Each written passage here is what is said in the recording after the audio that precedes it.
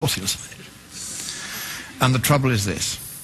If that treaty is signed, your constitution says that it takes precedence over your constitution. And you can't resile from that treaty unless you get the agreement of all the other states parties. And because you'll be the biggest paying country, they're not going to let you out. So, thank you, America.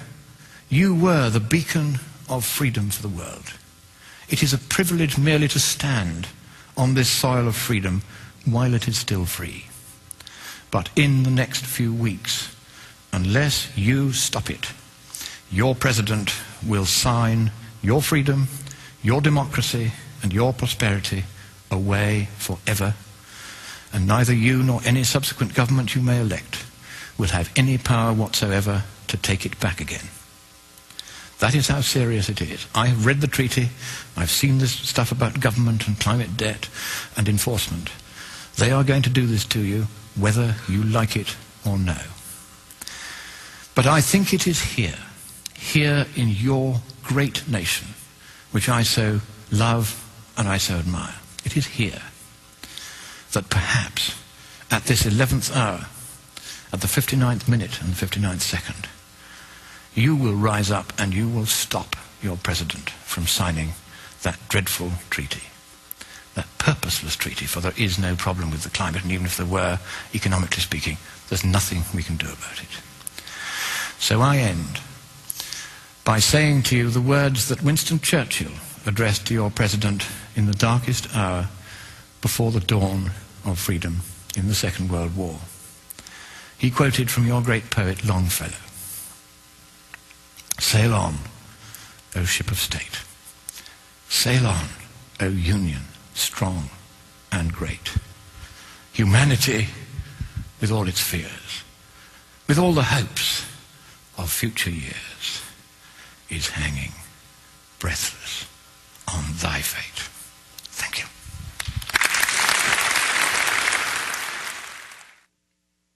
All right, ladies and gentlemen, literally skidding into a landing. Joe Rogan, my good buddy, host of the UFC, host of NBC comedy series, Fear Factor.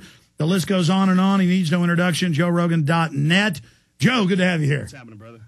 Good to see you. As you can see, what do I have here in front of me? That's the documents. Ladies and gentlemen, he has the documents. He's here to fight the New World Order. We will not be denied one step closer to victory. What's behind you, man? Is that the vortex? That is the vortex. Is that what the New World Order is going to force us to go through? Maybe. Maybe, right? So tell me what you were telling me when we got here. That there's well, they're openly announcing the end of the dollar. They're openly announcing world government. They're openly announcing carbon taxes, taxes on everything you eat, on a dog, because they eat meat, taxes on cars, taxes. I saw something recently that said that if you have a dog, that it's more damaging to the environment than having an SUV. Yes, that was the LA Times headline. Yeah, the carbon. How is that? They're going to tax all life. Carbon dioxide that plants breathe. Is it because the dog food, like it takes a lot of resources to make dog food? Is that what it is? Yes. Is that what it's trying to say? Yes. Damn, they're going after dogs? They're going after everybody, Joe. That's rude. How can you go after dogs? You know, you are a busy guy. You just did local 93.7 KLBJ this morning. Yes, I did. And you're in Austin for another one of your sold-out shows, or about to be sold out. Yeah, at the Cap City Comedy Club with young Ari Shaffir behind me.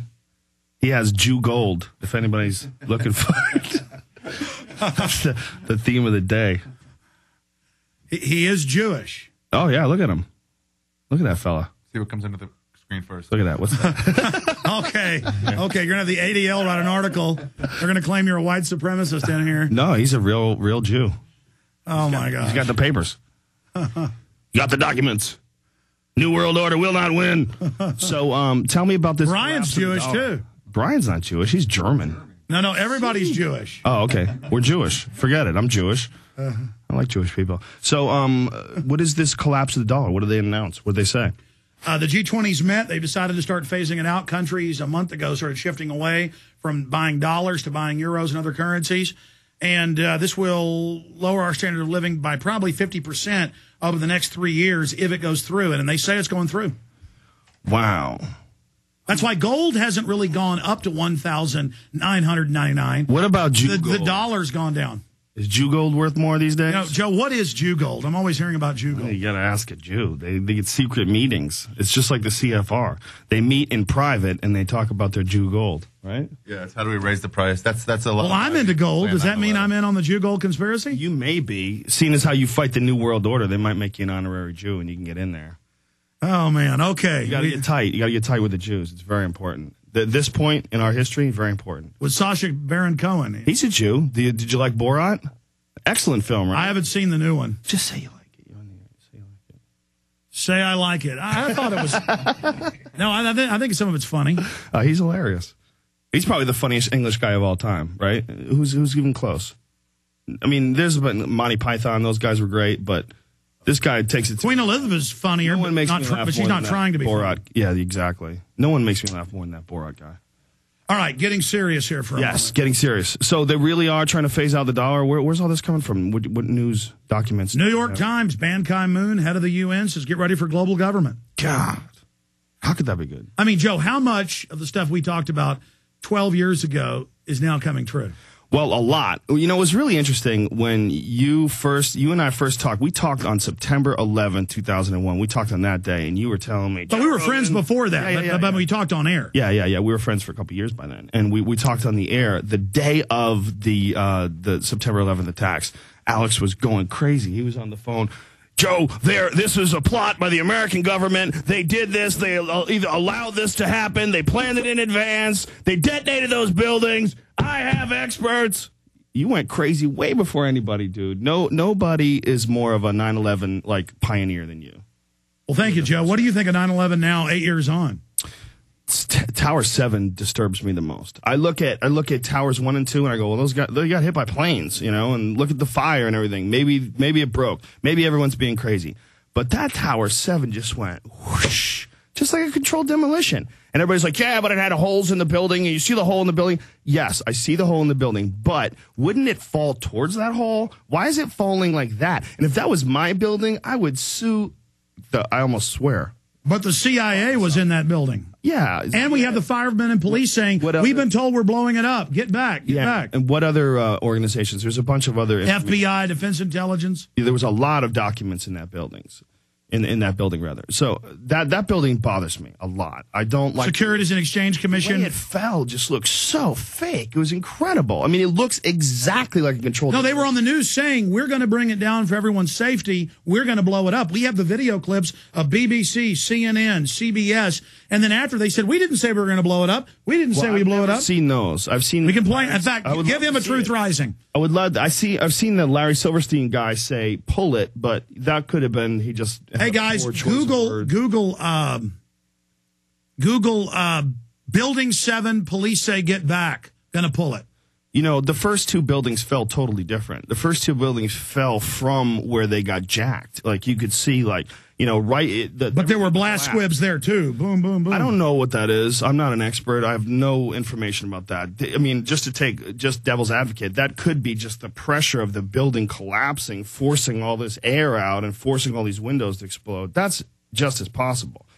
That doesn't make sense to me with Tower 7, though. The way Tower 7 fell, it just kinked in the middle and fell down free fall speed. Almost. I mean, everybody, like, they'll nitpick at you. Oh, it was 1/10 of a second slower than free fall. No. NIST has had to go back now and admitted, okay, there was free fall in the first 10 floors. Well, even if it was just close to free fall, that's crazy. There was no resistance. It just gave up. Why wouldn't it, like, wiggle and collapse towards where it got jacked? It just seems like a controlled demolition. That bothers me. Or maybe the building was taking DMT. I don't think it would have done that if it was.